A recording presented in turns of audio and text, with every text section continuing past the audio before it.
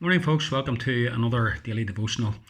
This morning, we're going to begin looking at the last of the 10 Commandments, which is, as you know, you shall not covet your neighbour's house. You shall not covet your neighbour's wife, or his manservant or maidservant, or his ox or donkey, or anything that belongs to your neighbour. We find that in Exodus chapter 20 and verse 17. I wonder if I was to ask you, have you ever lived in a tent? Maybe you and your family have gone on holiday to somewhere nice and sunny and warm, and rather than going to a hotel or rather than hiring out a house, you have decided to go under canvas. And you go to a campsite and you arrive there, and there the tent is set up for you, and you had already booked it, and it's all just as you thought. And maybe you spent 7 days or 10 days or a fortnight or whatever under canvas. It's quite an experience living in a tent, not quite like normal life, but very enjoyable. I wonder if I was to say to you that in actual fact all of us live in a tent, and we live in a tent all of our lives. You'd probably say to me, Robert, what are you talking about? Well, someone has said there's a sense in which all of us are nomads. We live in one of two tents. We live either in content or we live in discontent.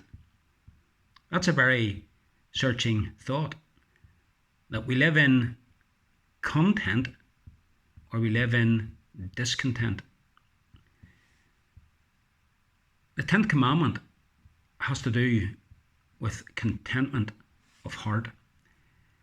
It's a commandment that is slightly more searching and penetrating, I think, than some of the other commandments. It would be wrong to say that the other commandments that we've considered thus far have to do exclusively with our actions, because we do know that they go into the heart, as we see in Matthew 5 in the Sermon on the Mount. Stealing is something a person does. Yes, that's true. You can steal thoughts in your mind, but telling lies is something a person does as well. Murder is something a person does. But when we come to the last commandment, the focus shifts from our actions to our attitudes. The emphasis is not so much on what we do, but rather on how we think. This commandment forces us to look inside our own hearts. It addresses our thoughts. It addresses our desires.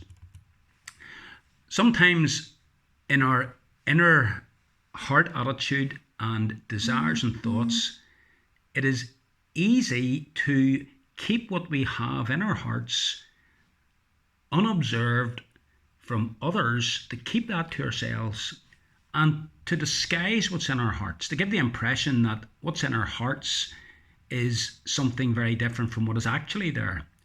Let me try to explain that. Say, for example, someone in my congregation came to the manse in a brand new, top of the range, spanking beautiful car. Beautiful, shiny, showroom condition, lovely leather seats, stacks of room in it, the top of the range technology in it, parks itself. It does 80 miles to the gallon. It has a wonderful high horse brake power that means it's got great acceleration, and it's an absolute beaut. And I'm standing there thinking in my heart, why can't I have that? I wish I had something like that. But outwardly, I'm saying to the member of my congregation, wow, that is absolutely beautiful. I'm so happy for you. That is lovely. You see what I mean? It's easy to put on the outward appearance of being pleased and happy for the person who has this, when inwardly actually coveting it and being jealous that they have what we don't have. So our heart attitude is vitally important. And we can sin so often inside without it showing outside. A Jewish rabbi once said to a minister of the gospel, one of the great differences between our two religions is your idea that you commit a sin just by thinking about something or desiring something that is unlawful. We in Judaism believe you actually have to commit the physical act before it really is a sin. Otherwise, we'd be sinning all the time. Now, the Jewish rabbi was right in what he said in that last statement. Otherwise, we would be sinning all the time. And we do sin all the time in our thoughts. And that's why the 10th commandment's there. It's there to challenge our thoughts and our desires. The Apostle Paul, he, as a Pharisee, believed that as long as he kept the outward aspect of the law, he wasn't sinning. That was, of course, until he met the risen Saviour and he came to see just how penetrating the law actually is. He was able to say, with regards to his keeping of the law, that he was blameless.